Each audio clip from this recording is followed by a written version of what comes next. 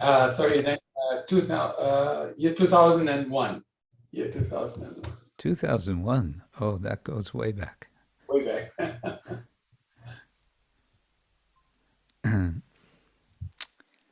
That goes way back.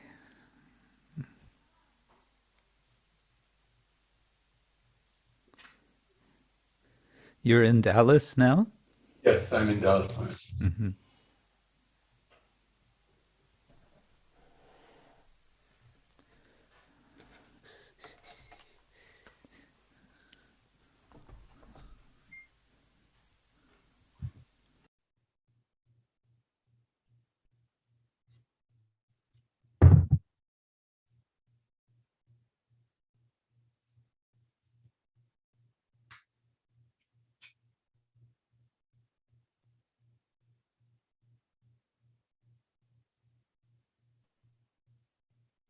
Hare Krishna, Prabhuji. We are all set. Okay, we're all set. Wonderful. Yeah. Kshetra Prabhu, Mother Jeshwari, can you tell me if we can get started now, or what should I do?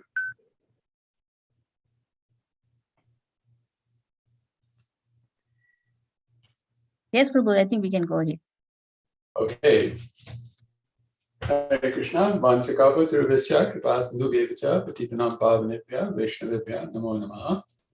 Thank you very much, everybody, for attending today's wonderful association with His Holiness Krishna Kshetra Swami Maharaj, who is gracing us for this wonderful remembrance of Srila Gurudev on the 20th anniversary of his disappearance. I'm going to first say something about Maharaj, and then I'll turn it over to Maharaj to speak after that.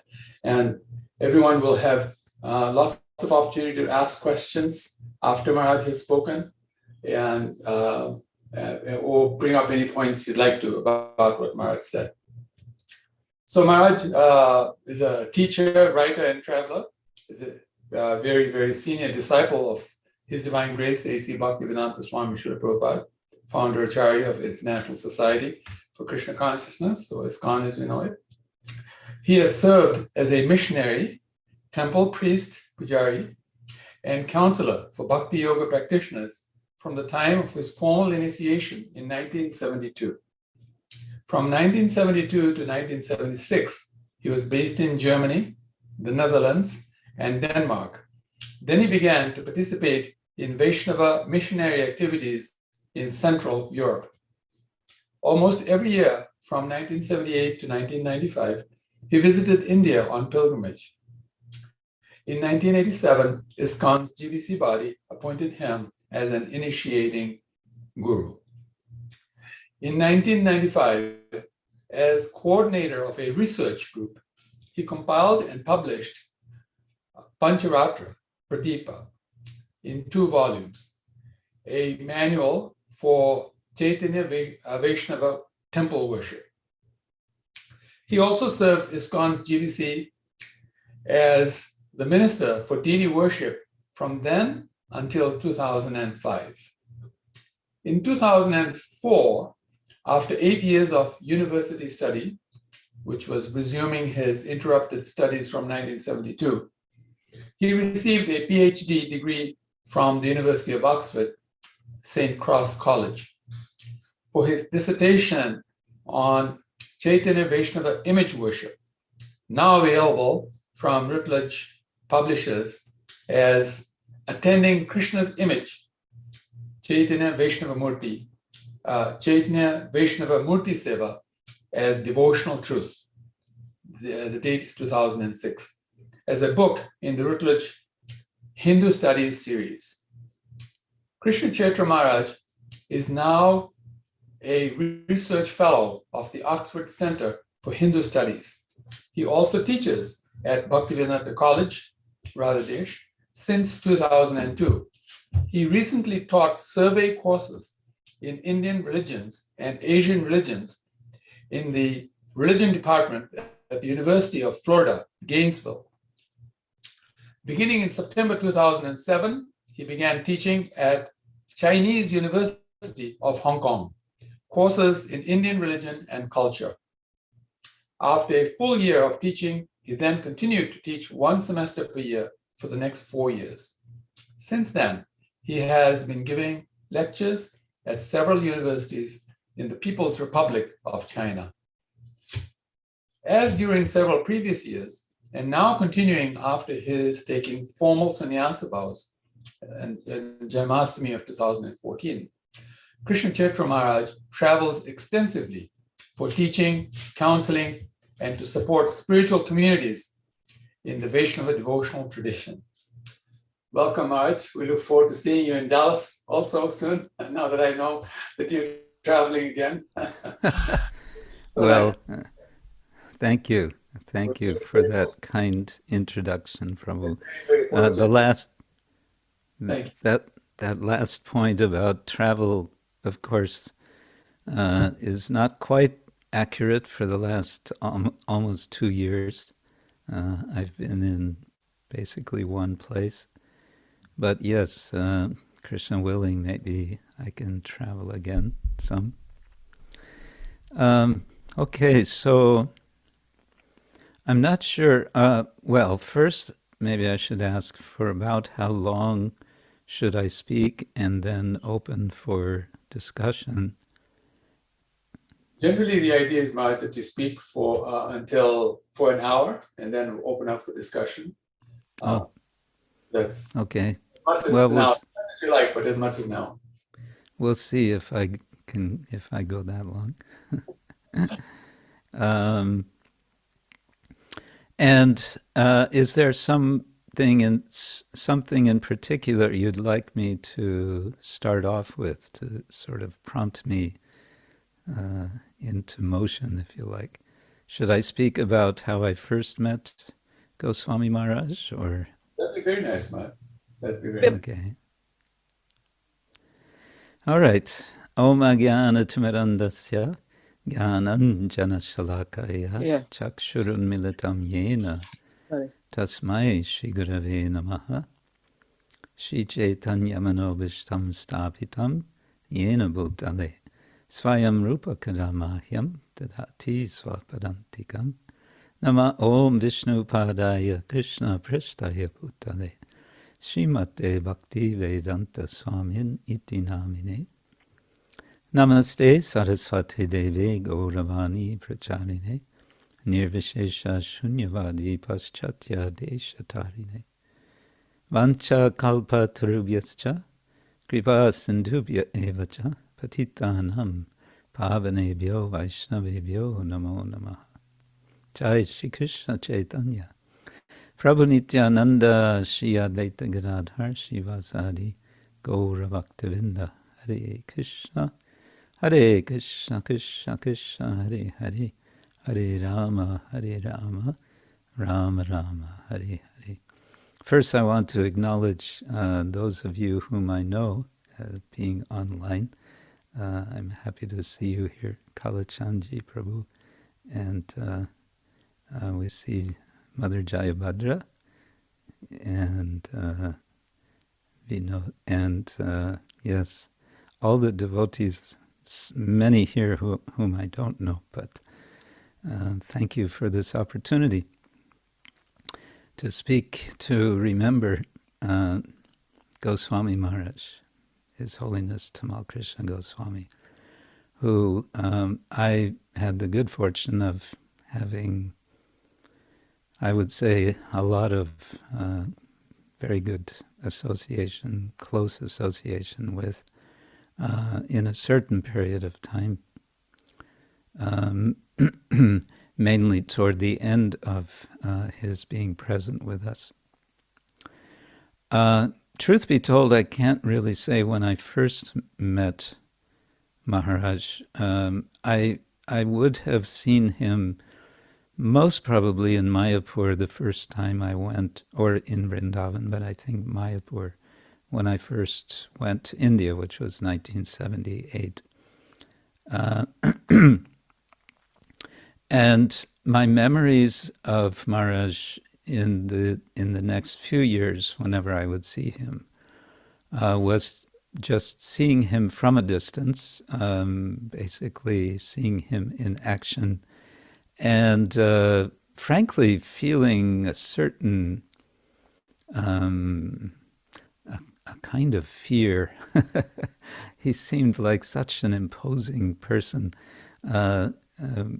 so sort of strong in his ways, which I didn't know how one might relate with. So I don't want to say that I avoided him, but our paths didn't really cross in a direct way until, as best I remember, 1988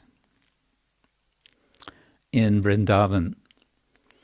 At that time, the Vrindavan Institute of Higher Education was going, and I believe it had already been running since some years. I don't know how many, but it was running quite well. Burijan Prabhu, Danadar Swami, and Tamal Krishna Goswami were principal teachers in the Vrindavan Institute of Higher Education. And I remember the kind of, I don't want to say formula, but the basic idea that the organizers of Vrindavan Institute of Higher Education, the VIHE, hit upon was we simply get prominent personages, prominent devotees here to teach, and they will act like magnets, and they will bring devotees who will want to hear from them. And that's what they did, and that's it worked. And Tamal Krishna Goswami was one such magnetic teacher. As I remember, that year he taught a course on the Brahma Samhita. Now again, truth be told, I did not attend his class. I was attending another course with Danadar Swami on Srimad Bhagavatam. But nevertheless, we had a good amount of interaction, and in particular, a memorable feature was that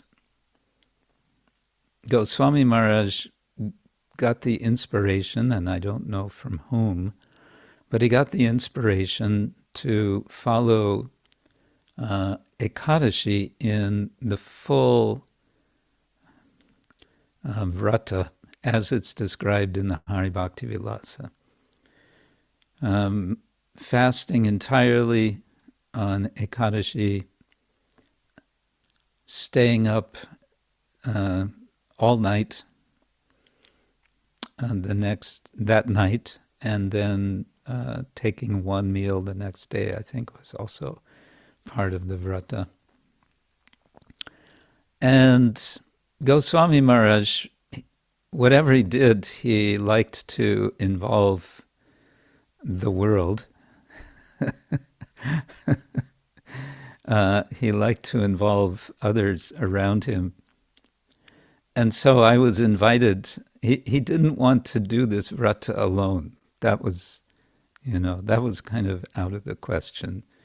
If he's going to do this, he's going to do this with others. He's going to have others suffer with him.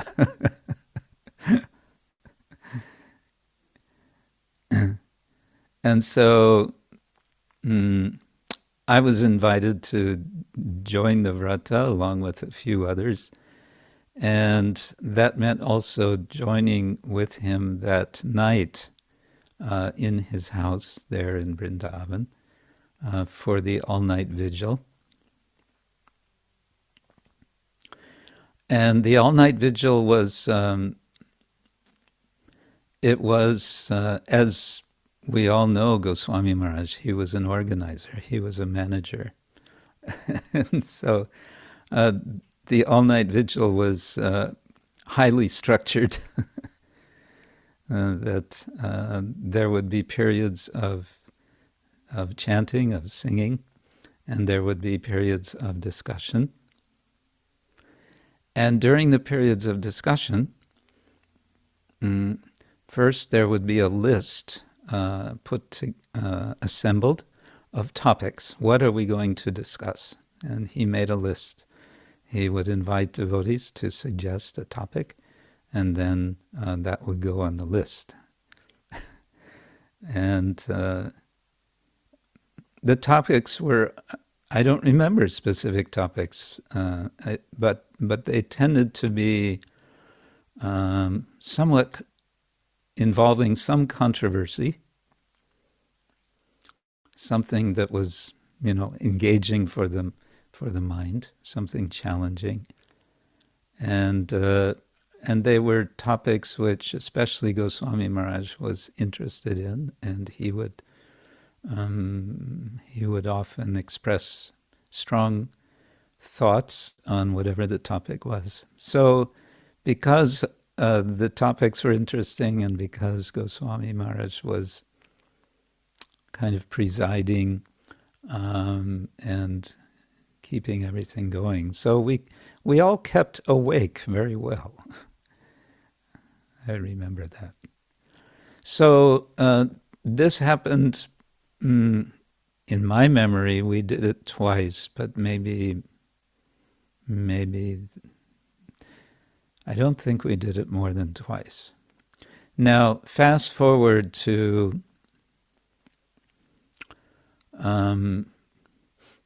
2000, the year 2000 perhaps, one of the times when I visited Goswami Maharaj in Cambridge at the famous Willow House that he rented, that was rented for him.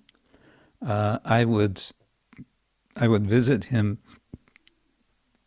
There was a period when I would visit him sort of once a month over the weekend. I would take a bus from Oxford over to Cambridge.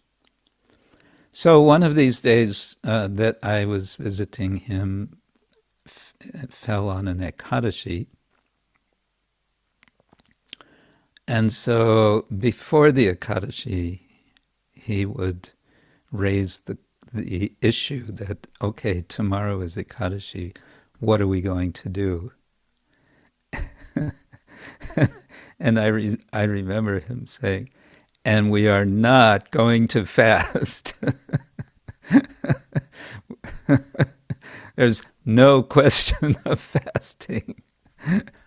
Don't even think about fasting. We're not fasting, okay? So anyway, his experiments with the strict vrata, all I remember is from that time in 1988 at the VIHE. It was also at that time, 1988, we were, I remember practically the exact spot where we were standing. We were on the second floor of the Gurukul building on one of the balcony corridors, talking about something. Maybe we were talking about the next Ekadashi plan, but at one point he kind of looked at me and he said, "How come you're not a sannyasi?" Now this was 1988, which is 90. It's 26 years before I actually took sannyas. So 1988, he looked at me and with this sort of heavy TKG question, "How come you're not a sannyasi?" And I didn't know how to answer him, and so I just kind of stood there, not saying anything. So there were a few moments of silence, and then I would say he diffused the issue. He said, anyway, it's okay. He said, Narada Muni and the 4 Kumaras, they were not sannyasis.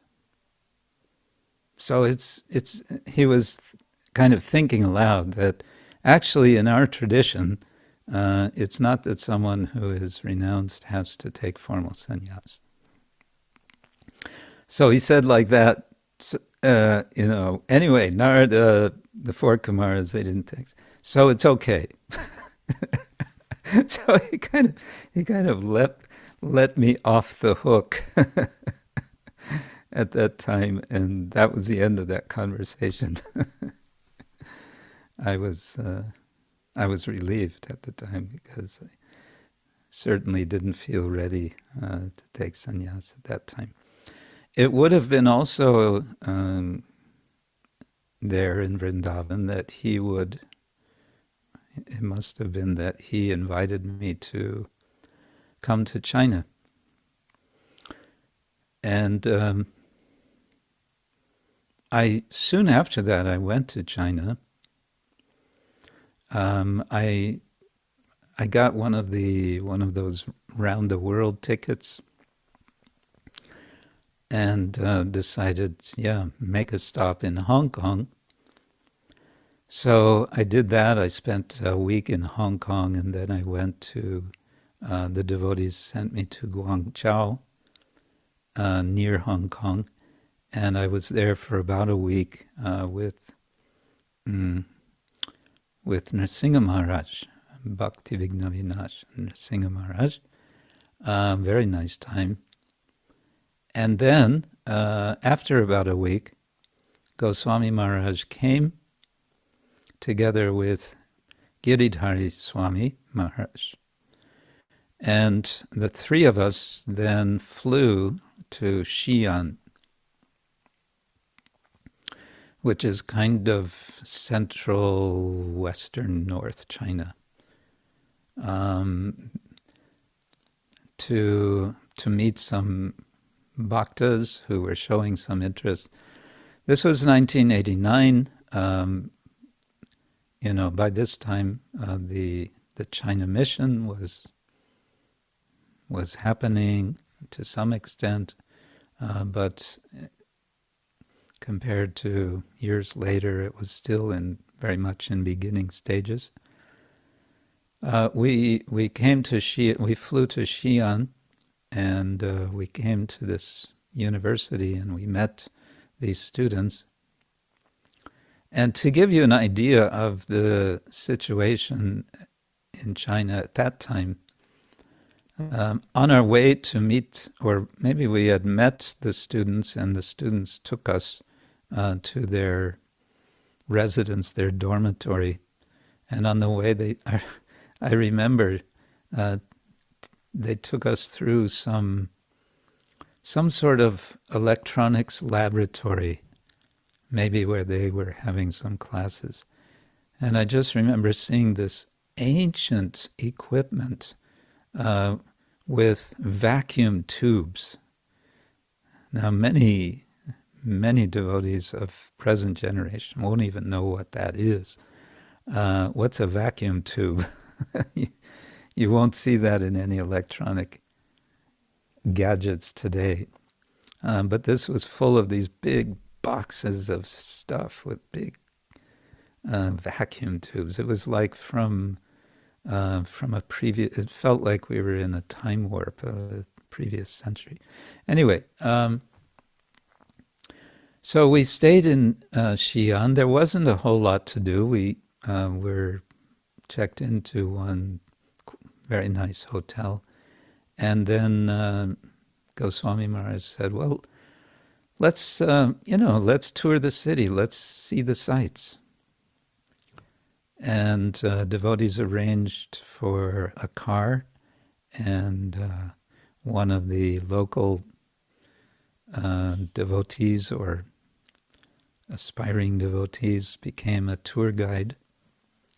And we went to one Buddhist temple, and maybe we went to another Buddhist temple, and I don't think we went anywhere else. And Goswami Maharaj said, "This is boring.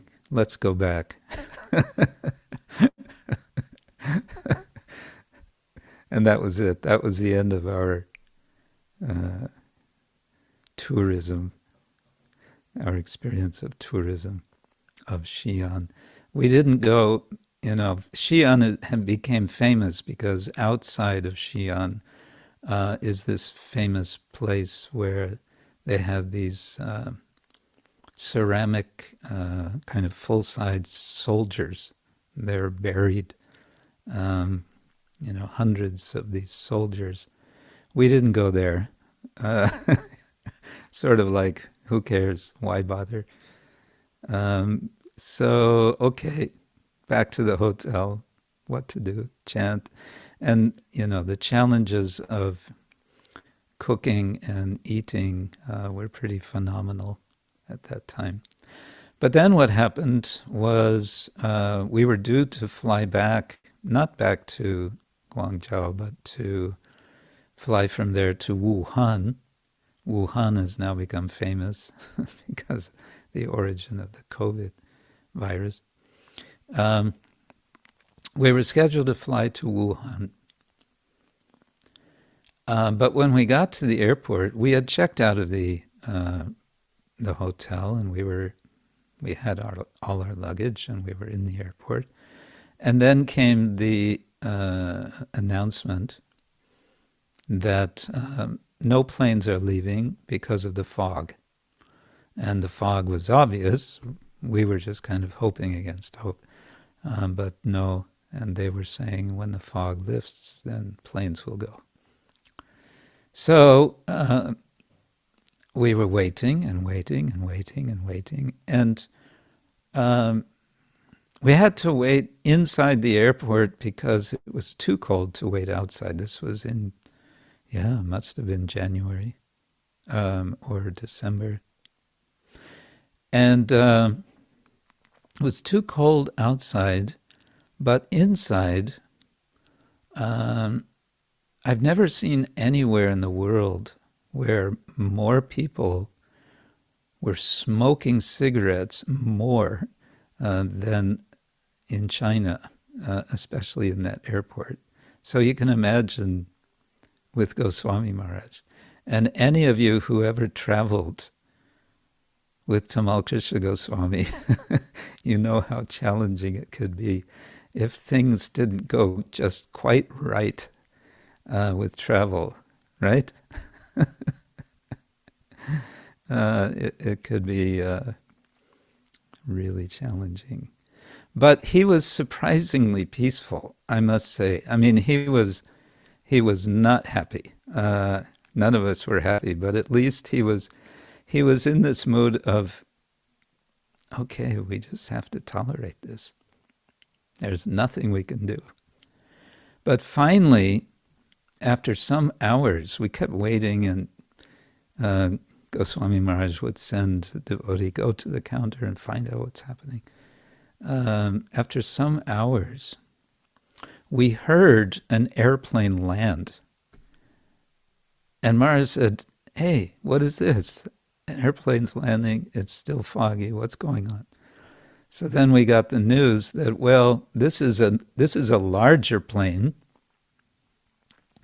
and the larger planes can come and go, but there's no such large plane going to Wuhan.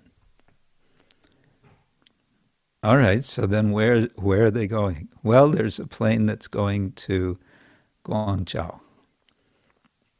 Okay, we're taking that plane.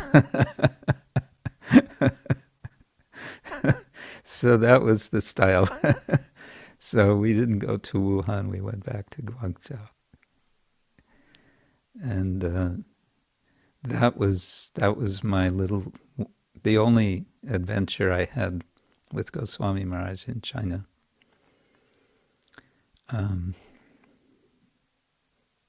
There was something else. Oh, where was that? Yeah, that would have been was it in Xi'an? It's interesting how memories sort of go blurry and get folded in with other thoughts. But I do remember, no, maybe it was Guangzhou. We went for a walk, and we walked by one restaurant where it was tables outside, and the people were sitting at the tables, and in a typical Chinese way, they had this, in German it would be called Eintopf. It was just one iron pot in the center of the table with some soup or some stew with a little fire underneath, I guess. And everyone would take from that pot. And I just remember Goswami Maharaj looking at that and thinking, that's really interesting. We should, learn from this. We should, maybe we should institute this. Maybe we should have a restaurant here in China that has a similar program. He was really interested in that particular restaurant business possibility. He liked that.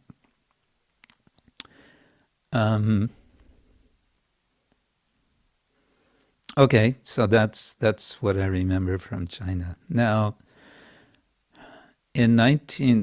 going forward to 1994, or maybe early 95.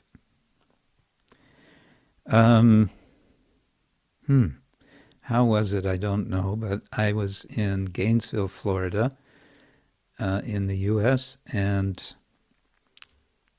Tamal Krishna Maharaj was also there. And I believe he was there for a North American GBC meeting. And I had been, over the last year, I would say, getting quite a lot of association with His Holiness Hridayananda Das Goswami. And Hridayananda Maharaj had been encouraging me to take up university study, to go back to university. He was, really enthusiastic. He himself was studying at Harvard University, and I had mentioned that I had dropped out of university at University of California in Berkeley, and maybe it was just a few days or weeks before this, I had met Hridayananda Maharaj at Gita Nagari. There was a sangha, there was a kind of seminar event going on there, and we had been chatting about this, and then again the subject came out. Well, why don't you go? And I said, well, I don't know what's the process even of getting readmitted to the university 20 how many years later. And he said, why don't you just go and find out? Well, we're in Gita Nagari. That's Berkeley. That's the other side of the country. Take a flight there. And then he said, hold on, maybe we can arrange for you to go. And he called up Brahmatirtha. Brahmatirtha is famous for collecting free flights. He has a particular way of doing it, because they have a way in America of overbooking a flight intentionally to make sure the plane is full. Economically, it works out for them that if there are extra people, they'll announce, we're overbooked. Is there anyone who will volunteer to stay back? We will give you a voucher for whatever, $200, or we'll give you a free ticket, whatever. And so I don't know if I should be telling this, but Brahmatirtha Maharaj made this a kind of regular practice that he would plan for this. He would, as soon as they would announce, he'd say, "Oh, I'll do that." And so he would kind of collect these extra tickets. Anyway, Hridayananda Maharaj called up Brahmatirtha. I'm getting a little off the subject, but it's leading to Tamal Krishna. He called him up and said, "Hey, do you have any flights, from the East Coast to San Francisco?" And Brahmatirtha said, "Actually, yes, I do. I have something from Newark, New Jersey, which is not so far from." Yeah, so before I knew it, I was on a plane to California. Anyway, long story short, then I'm back, and I've got the information, and it turned out it's really not so complicated to get back in the university. So now I'm meeting Tamal Krishna Maharaj in Gainesville, in Florida, and I'm just telling him about all of this. And then I said, why is all of this coming up? Well, there's Hridayananda Maharaj, but I said the other reason is that I've been spending some time in Mayapur. And in Mayapur, the leaders have been suggesting to me that I get involved in the process of creating a university in Mayapur. And I raised the objection. I said, I'm not myself academically qualified, so how could I, what could I do for that purpose? And the answer that I was given was, well, we don't really need to have academic qualifications. Our professors that we'll get for our universities, we will get retired Indian university professors. So I'm reporting this. I'm just telling this to Tamal Krishna Maharaj. And when I told him this, he slammed his hand on the table and said, "That's what's wrong with Mayapur." He said they're thinking like hippies. And then practically in the same breath, he said, "You should go back to school. You should go back to university." And he said it like a command. It was like, you just have to do this. Now, in retrospect, I understood something else, what was happening. In retrospect, I came to realize that Goswami Maharaj himself was thinking seriously of going back to university. And again, like with his, doing the Ekadashi Vrata, he's not going to do it alone. And so he wanted me to also do it, and then I would be at least one more person that he could compare notes with. And that's what happened. So he, for me, really tipped the scale. When he said, "You should go," I felt, okay, this is Krishna. I should just do it. At least I should try. At least see how it goes. So that's what I did.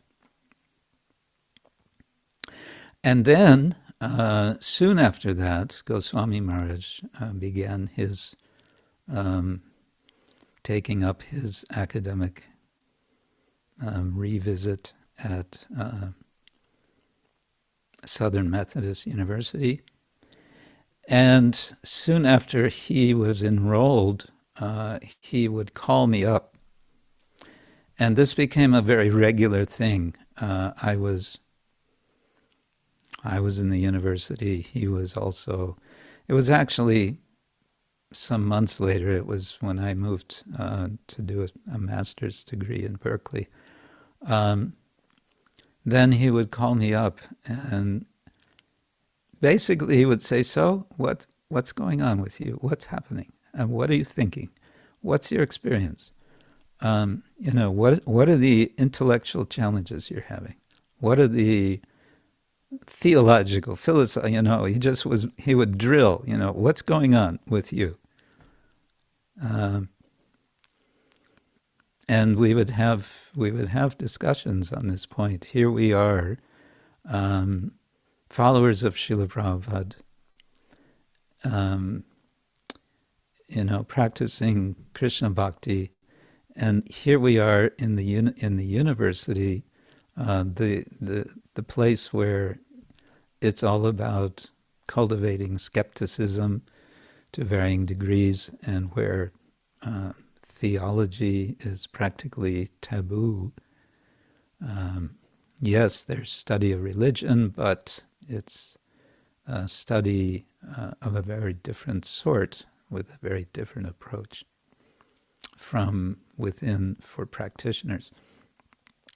So a lot of our discussions were on this point of sort of wrestling with the issue of faith and reason, faith versus reason, reason and belief. Of course, Goswami Maharaj wrote these very wonderful essays and compiled them into a book. And before I forget, I dare to ask, I was asking around last few days and got no positive answer.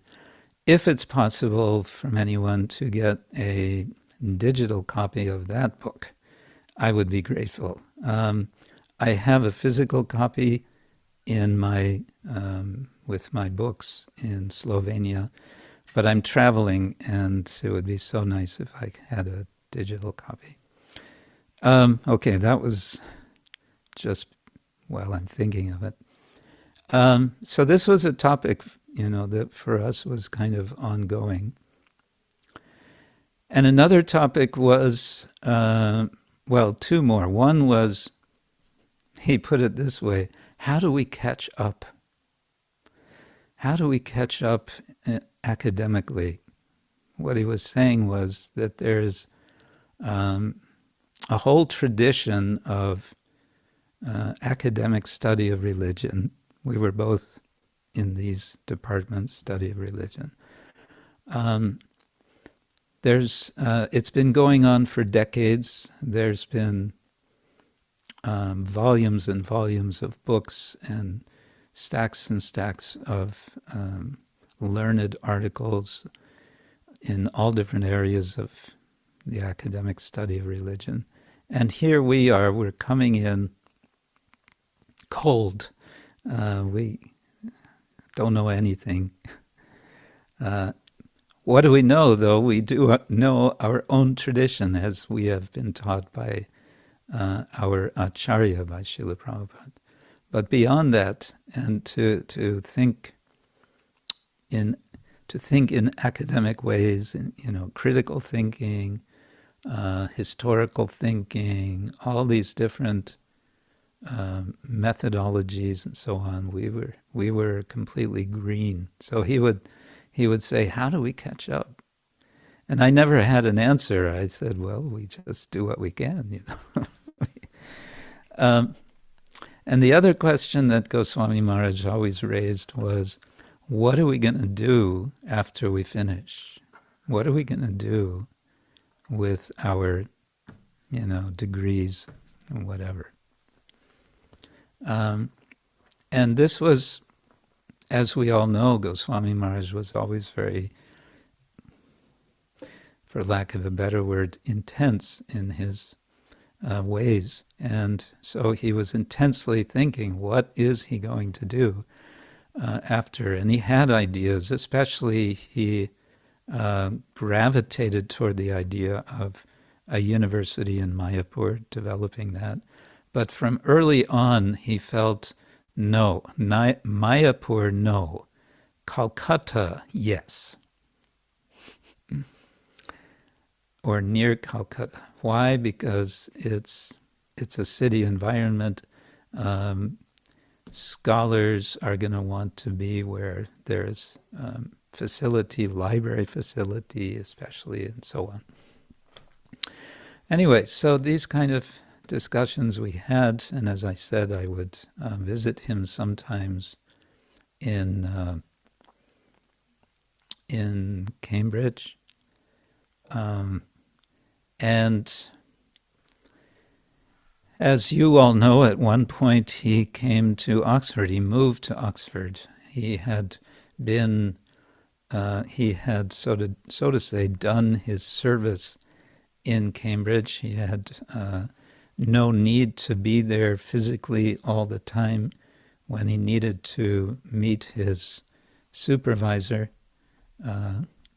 Julius Lipner, he could travel to Cambridge to meet him. But he was feeling a great lack of devotee association in Cambridge. And so he resolved to move to Oxford. And moving to Oxford was to all of our benefit. And so it became very easy to meet him. He took some austerity, I think, because he had this really very nice place to stay in Cambridge, this architect's house, the Willow House. So he gave that up to stay in a much smaller place in Oxford. But he had he had devotee association in Oxford because several of us were there with the Oxford Center for Hindu Studies, and so he was very happy about that. Let's see, there was something else I was going to speak about, but it slips my mind just now.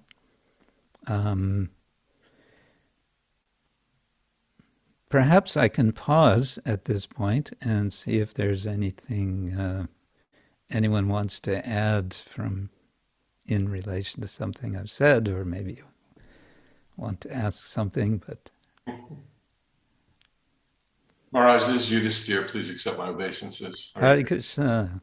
Thank you so much. I just wanted to say that I totally related to the flight and airline stories, because for years I was fortunate to, well, I don't know, fortunate, but in the old days, you had to book the flights, and I don't know how many years I did that for, but you had to do it by phone.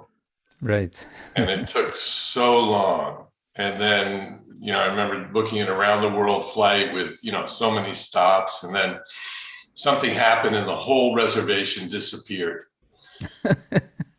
So stories like that, I remember traveling with him, and his considerations were which way the sun, would be shining in the windows, whether you be on the, if it was flying north or south on the east, you had to book it so the sun wasn't shining in the windows. So if it was a morning flight, sitting on the west side of the plane, and on the afternoon flight, the east side, and on and on and on.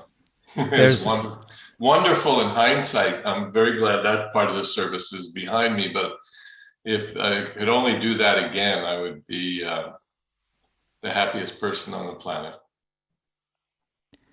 Yeah. To the general point of traveling with Goswami Maharaj, one time, which year would have this been, in Mayapur, he invited me to go with him and a couple of other devotees in a car to Nrsinghapalli. So we're on the road. This would have been in, I guess, late January, early February. It was around the time of Saraswati Puja. And if you've ever been in Mayapur around that time, you'll know that they celebrate Saraswati Puja. They take it quite seriously. And one way that they have their celebrations happen is that they collect funds by stopping cars on the street and sort of demanding you to give donations. And so we're in the car and we're on our way to Nrsingapali, and we get stopped. And I think they wanted 5 rupees. 5 rupees, come on, what's the problem? But Goswami Maharaj, what is this? Who is this? What do they want? Well, they want 5 rupees for Saraswati Puja. No, don't get, we have to, and it became a whole scene, And I couldn't remember if we ended up actually giving the money or not. And so the story continues now, jumping ahead to the very last, sadly, the very last occasion of Goswami Maharaj's visit to Bhaktivedanta Manor. I wrote about this in my article, which went into the Journal of Vaishnava Studies dedicated to his memory, that it was Vasant Panchami with the many acharyas, disappearance days, appearance days, and Saraswati Puja was. So my assignment, again, Tamal Krishna Maharaj assigned who is going to speak on what. So I was assigned to speak on Saraswati. And so I told this story to all the devotees that, I'd been with Maharaj in the car and we had been stopped and they wanted 5 rupees. And then in front of all the devotees, I asked Maharaj, so did we pay that 5 rupees? And Maharaj said very gravely, he said, I hope so.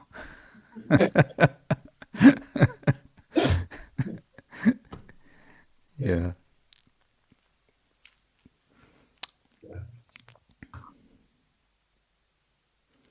Another thing regarding, well, maybe a couple of things, but also kind of a humorous story from Southern Methodist University. Of course, Maharaj immediately was sort of leapfrogged from there directly into a doctoral program at Cambridge, which was very unusual. But because his studies as an undergraduate at the University of Southern Methodist University were so outstanding, his main professor said he was the best student he'd ever had in 38 years or something. He was able to do that. But at Southern Methodist University, one of the courses he took, he was studying Sanskrit, beginning Sanskrit grammar and so on. And he took it, as everything else, he took very seriously. But then he came to Cambridge, and because he needed to concentrate on writing his dissertation, researching for it and writing, there wasn't going to be any possibility, I guess, for him to continue the Sanskrit. And he was very worried about this. He said, he called me up one day in Oxford. He said, what am I going to do about this? And it was like, now I have to solve his problem.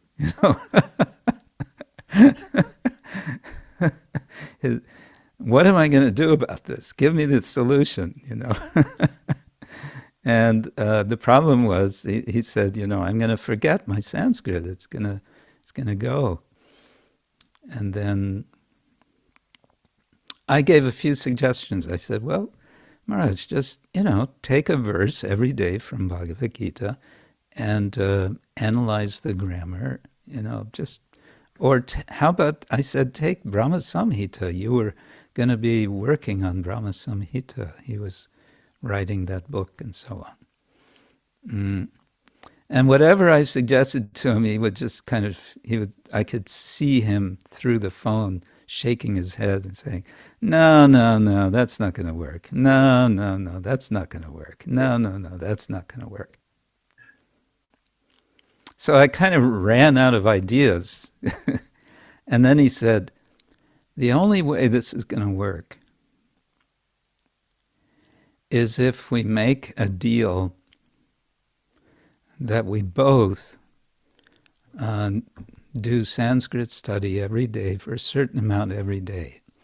And we have to go by the honor system that if we miss one day,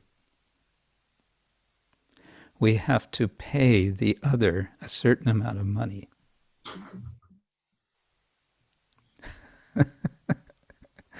And so then we worked out the details. It started, I said, okay, so, if I miss a day, so I pay you £1. He said, no, no, no, come on, £1, that's not enough. It's got to be £5. Okay, £5. And it's not for 7 days of the week, all right? It's for 5 days of the week, and it can be any 5 of the 7 days. So that was a condition. And it's going to be for minimum 45 minutes a day, but no more. So 45 minutes a day that we work on Sanskrit. Now for me this was easy because I was anyway working on translating part of the Hari Bhakti Vilasa. This was part of my, at the time, this was part of my doctoral research. So, I was anyway doing it, so okay. And then he finally said, and you can be sure, you can be 100% sure that I will never have to pay you £5. So in other words, he was making this deal in such a way for himself to keep himself, doing the Sanskrit. But it was in such a way. Money has got to be involved. We kept it up for at least a year, and then I went to India to do more research for my project, and then I think we kind of dropped it. But for that time, that was the deal. So I had a deal with Goswami Maharaj. The other thing I wanted to mention is that when I would visit Tamal Krishna Maharaj in Cambridge, he was working on his thesis, he was writing, and he would finish a draft of a chapter and he would print it out and he would give it to me to read and ask for my comments. And I never really had much to say other than, it's great, keep going, because his writing was so brilliant.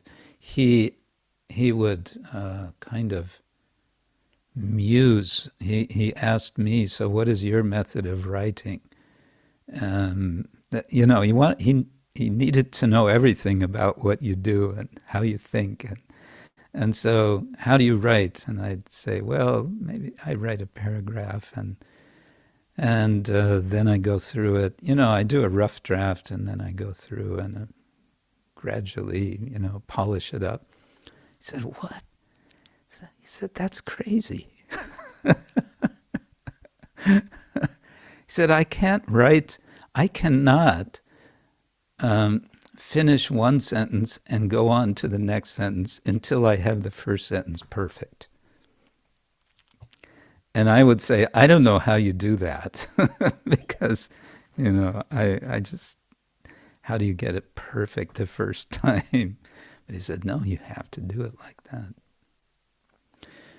But anyway, the point is, I would read his dissertation In my memory, it was the first 3 chapters that he showed me.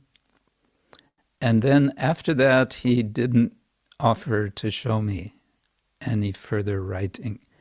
And I kind of noticed that he was becoming more quiet about his thesis. And the last conversation I had with him about the thesis was in Oxford. He was getting ready to write the final chapter, and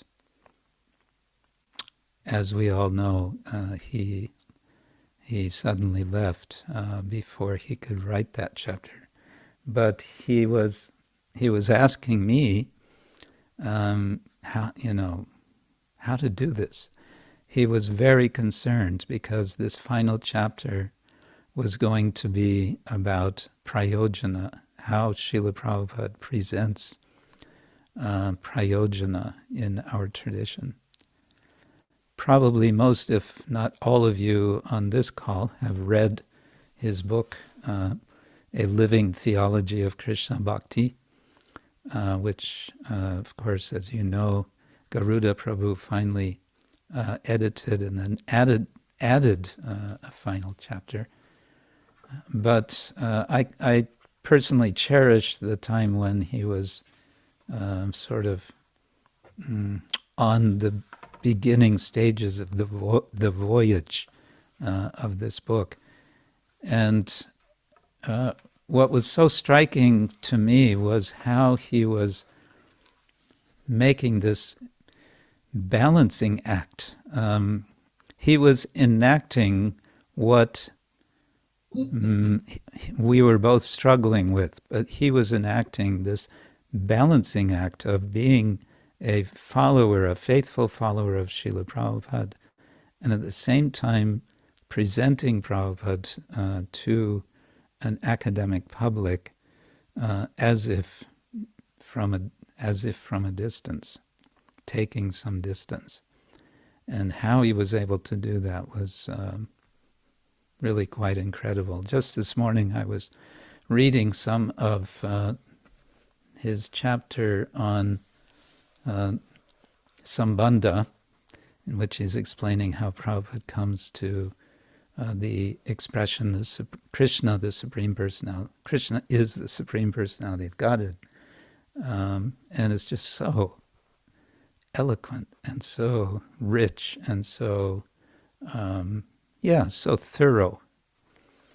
So I can understand how, from that perspective, I feel his departure is, just taking that into account, what to speak of all the other ways, his departure, he must have been in really high demand in the spiritual world. That's all I can say. Otherwise, there would have been plenty for him to continue doing here in Prabhupada's mission.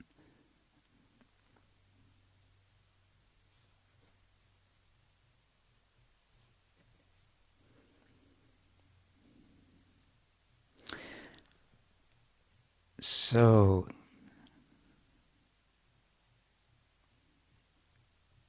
anyone have further comment or question?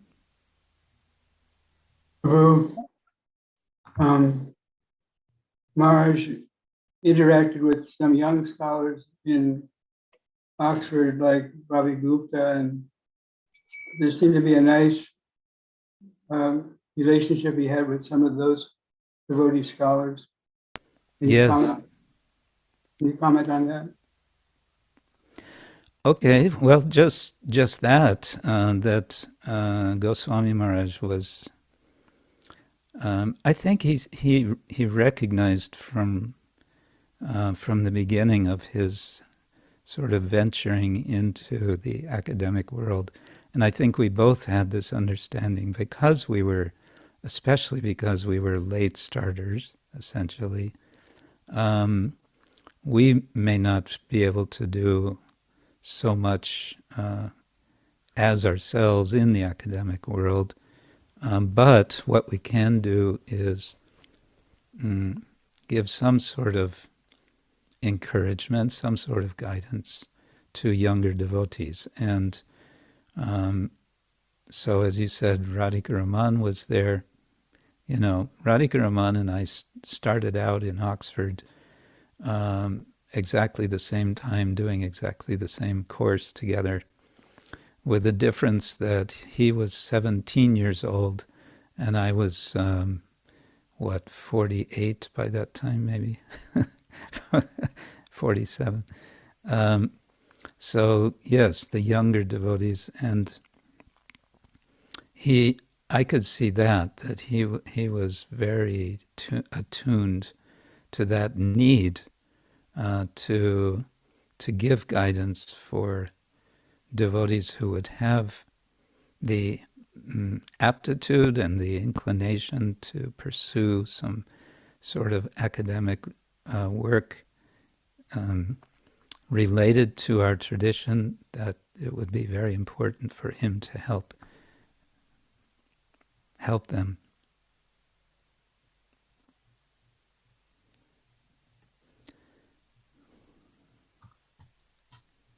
Maharaj, Yes, and you were there memorably, Prabhu, in both as Maharaja's servant. You were there in the Willow House and then also in Oxford. I suppose you've told all your stories already from those times. No?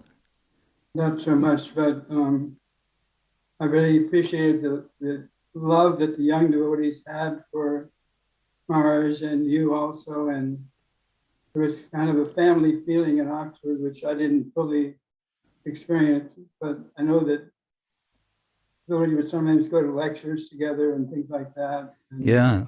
I mean, those were really wonderful days. It was unfortunately just too short. Sarvabhauma Prabhu was there, and I also another thing I remember now. One of the last things that Goswami Maharaj told me before he left for India for his fateful trip is he was really looking forward to finishing his dissertation, finishing his study, and then going to India. And he wanted to go to Govardhan. And he wanted to just sit in Govardhan. He said, I just want to sit there. I just want to be there for 6 months. And he said to me, I want you to come also. That was really touching. I want you to be there also. Rati Manjari Prabhu, say something. Yes, Hare Krishna Maharaj. Hare Krishna. Thank you very much. I've been hearing everything. Just Hare running Krishna. around doing things here, but listening intently, and I really enjoyed your realizations and your memories with Goswami Maharaj. Thank you for feeding us, so to speak. I remember hearing that you wrote a beautiful article in the Journal of Vaishnava Studies about his departure.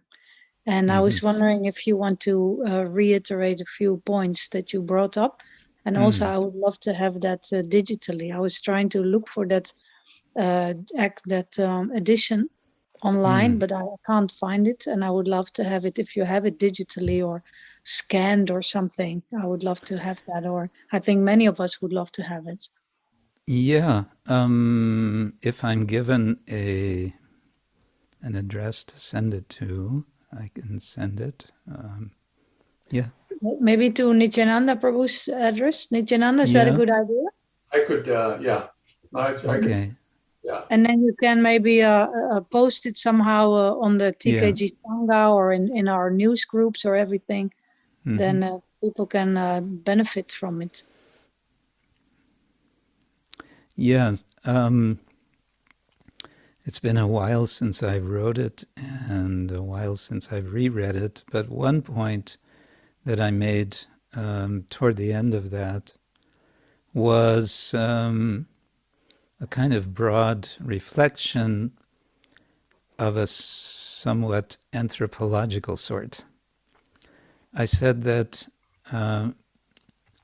as I experienced Goswami Maharaj, he was I sort of suggested categories of a community. There are the juniors, there are the seniors, and then there are the elders, and then there are the ancestors. And I said that Goswami Maharaj was a senior who was becoming an elder. And my article focused on his comments in his talk at Bhaktivedanta Manor in that very last occasion on Vasant Panchami, because the occasion was also the occasion of his taking sannyas in Jaipur. What was it at that time? 30 years? I don't remember now. Yeah. Yeah, 30-year anniversary of his taking sannyas. So he was being very reflective and openly, kind of reflecting on his life, and I share about that. But I say at the end that to me he was a senior becoming an elder, and that unfortunately Krishna took him, and so we didn't have the opportunity to have him as an elder in our society. But he immediately became an ancestor. Yeah. Yeah, there was a kind of interesting range of ideas that he expressed in that talk, and very cogent, very weighty points he was making, I remember, about, because it was the disappearance day of Srila Vishwanath Chakravarti Thakur and Srila Raghunath Das Goswami, as I remember. So he was kind of he was the last to speak. We'd all spoken something, and then he spoke, and he was kind of bringing it all together and saying how fortunate we are to be in this tradition. And he wanted to bring out that we need to take advantage of the whole tradition. And I don't know how much devotees caught what he was saying, because some of what he was saying was a little bit radical for ISKCON, at least at the time. Yes, we have Prabhupada, and yes, we see the tradition through Prabhupada, but we also see the Prabhupada through the tradition.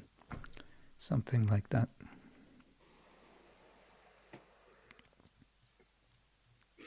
Going back to the dissertation again, I had this realization that particularly as the dawn of Srila Gurudev's appearance on this planet was happening, that he was becoming more accommodating of other people's point of view about what Srila Prabhupada really represented to all of us. And so when you say that in that final chapter on Prayojana, I can see the challenge he would face, that he had himself very strong views about Srila Prabhupada's legacy. But at the same time, was becoming very mindful. Well, he was, but he certainly started expressing a lot more mindfulness about other people's point of view, how others saw Prabhupada in a different way from how he might have seen. I'm thinking, because he was so close to you, would you like to reveal some of the things he might have told you about what his view was on Prayojana? Because that would be very interesting to know how he personally felt about that. And we all have some ideas, but you were really close to him. And so it's very interesting to hear from you. What was his outlook?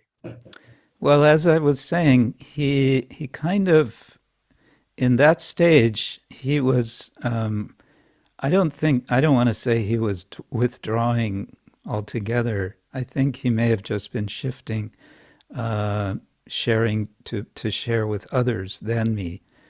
He was also like that. He would have close friends in sort of different compartments, almost, if it's appropriate to say that. And perhaps he didn't feel that I was the one to share those thoughts with. I mean, I did see with him an ongoing struggle that he had a really deep desire to have a deeper realization of Krishna consciousness, which he felt was not being facilitated in ISKCON. And we all know at one point he spent a lot of time with Bhaktivedanta Narayan Maharaj, and he explained to me about that also. He said, I spent time with him, I followed him, because I need a strong guide. He felt the need for a strong guide, and he was comparing, because he said he was also a bit dissatisfied with the academic guidance that he was getting in Cambridge, because the academic guidance he was getting at Southern Methodist University was very strong, and he really liked that. And he was not getting that. He was getting encouragement in Cambridge. He was like, and I think he was getting similar experience to mine in Oxford, where I had a wonderful, amazing doctoral supervisor. But he would only encourage me and say, yes, that's very nice, keep going, keep writing. He wouldn't challenge, but what about this, what about this? So that sense was there. But what I saw in that kind of final conversation we had about his final chapter, he really seemed to be genuinely asking how to do this, how to approach it. Of course, many times he had this way of provoking devotees to say something and keep talking until they would say something that he would say, yes, that's right, that's it, which is what also Srila Prabhupada would do, to try to draw out from somebody else what he's looking for, and then, yes, that's it. But he never quite got it from me. I wasn't up to muster for that. Sorry to say.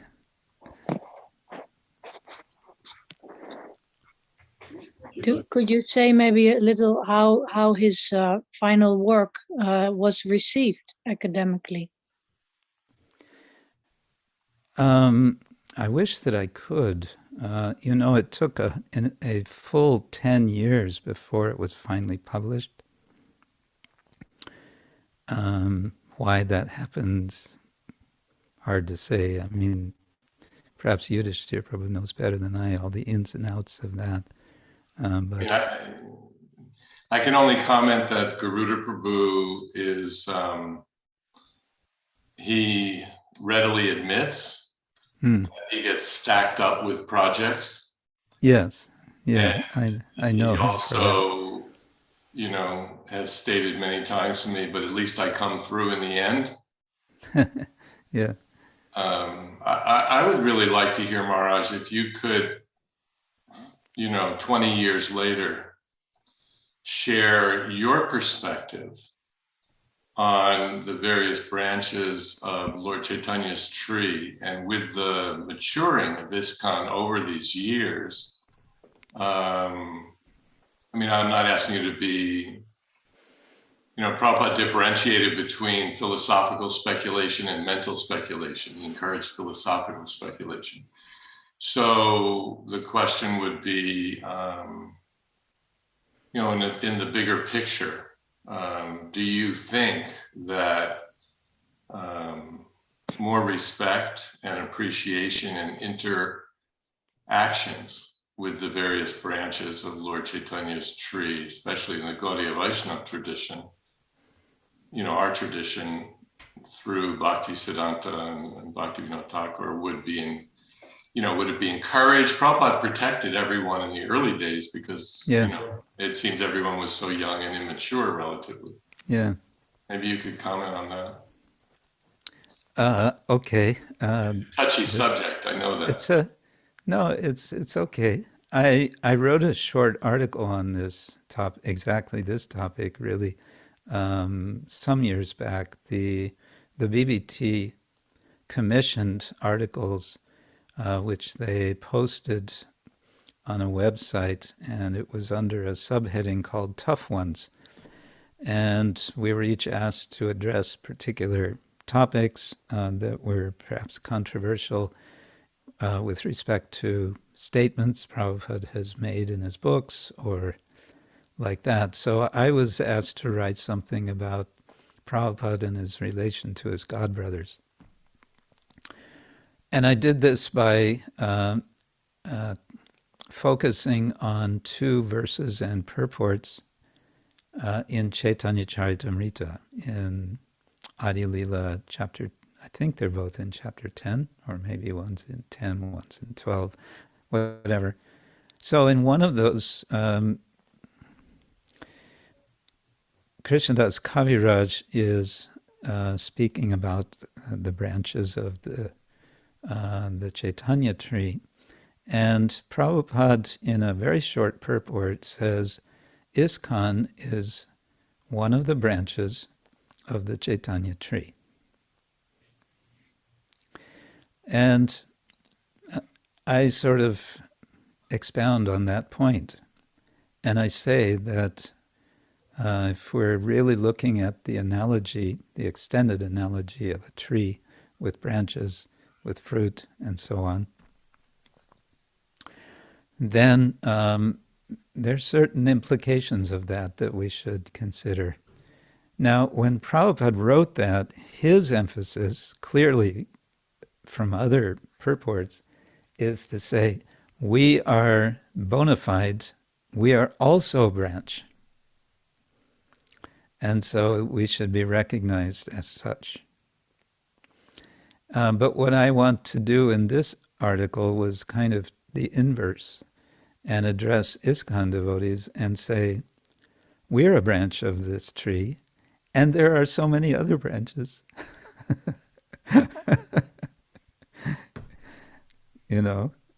And because there's so many other branches, maybe we could appreciate them. And Prabhupada's main critique of his godbrothers at that time was that they were not preaching, but very much inspired, one might want to argue entirely inspired by Srila Prabhupada. They're now preaching. Some of them are, preaching. So shouldn't we acknowledge, and shouldn't we encourage, and can't we interact with our greater family? Basically, that's the point that I make. So yeah, I would say Goswami Maharaj would agree with that. This reminds me, incidentally, he and I co-authored an article or a paper which then he presented at the American Academy of Religion. I was not personally present, I was in India at that time. But the panel for which we wrote was a panel within the Hinduism section of the American Academy of Religion conference, where the theme was practitioner scholars. I forget how it was worded, but it was something about this point of being a practitioner and being a scholar, how to deal with that. So Tamal Krishna Maharaj and I sort of co-authored this article, and really I would say I did 1/3 of the article and he did the other 2/3.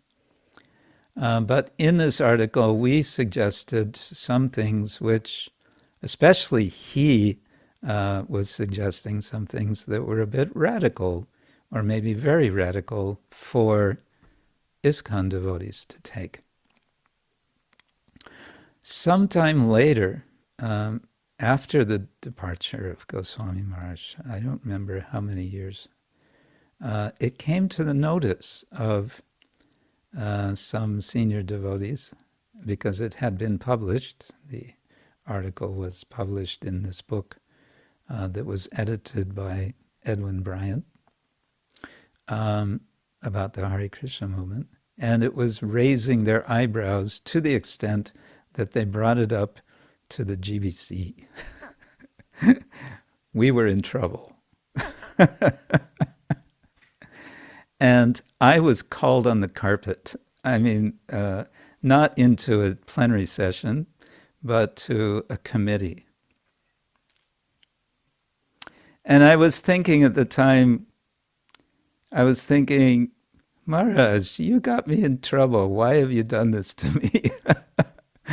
I was just helping you out in your article, and now I'm the one who has to defend. What is this? That was how I felt. As it turned out, that's a bit longer story, but it all worked out very well in the end. In fact, I didn't have to discuss the article at all. I found a way to work around it altogether.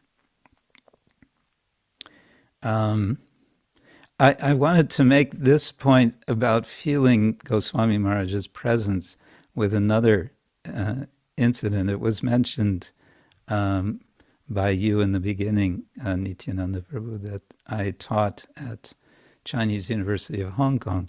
The reason that happened was largely because of Goswami Maharaj. I had just finished teaching at University of Florida for a year, as arranged by Brahmatirtha Prabhu. I came back to Oxford. I was kind of settling in, and a phone call came from Amogalila Prabhu in Berkeley. How would you like to go and teach for a year in Hong Kong?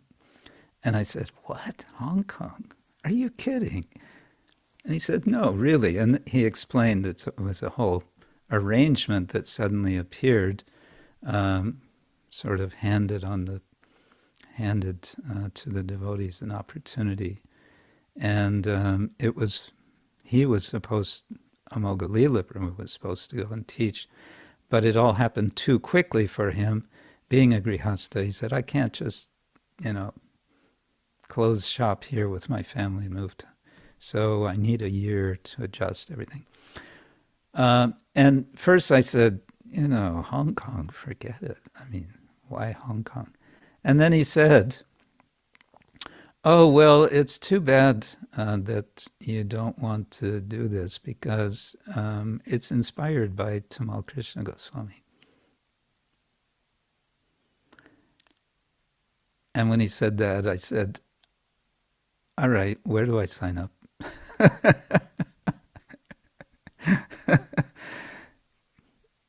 Because I felt like, he was kind of breathing down my neck, saying, you got to take this opportunity.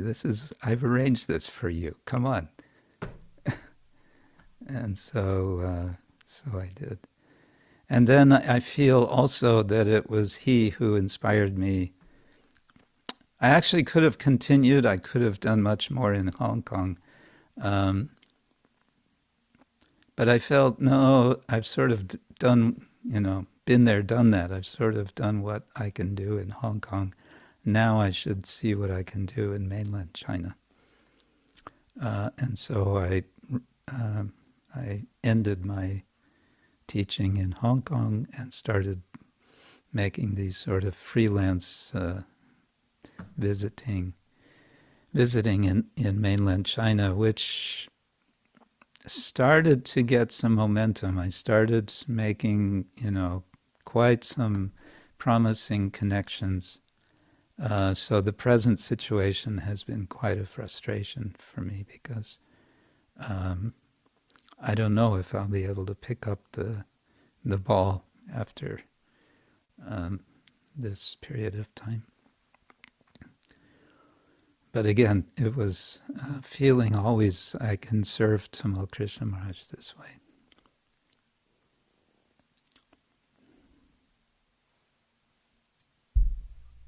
Maharaj, we cannot express our gratitude enough to you for coming on like this and speaking to us and really nourishing us so much. We can continue this if you'd like to stay longer, but we didn't want to hold you up any more than we had to for this program. Well, I've pretty much sort of dug out all the specific memories that I have, so maybe it's a good time to end. Okay. Yeah, but I've noted email address of you, Yudhishthira Prabhu, and you, Nityananda Prabhu, and I can send you that article. Thank you, Maharaj. I'd love to hear from you and perhaps beg some time. Say again? So I'd love to hear from you and perhaps beg some time. Some time. Some time to speak. Yeah. You mean just you and I speaking? Yes, I'd be happy to do that. Yeah. Okay. And Maharaj, as I said in the beginning, please do visit us here in Texas. Yes. Nice center in Houston. More than be happy to have you over with us. Host you here, Maharaj. Thank you. Thank you. I appreciate it. Yeah, I'd like to come over.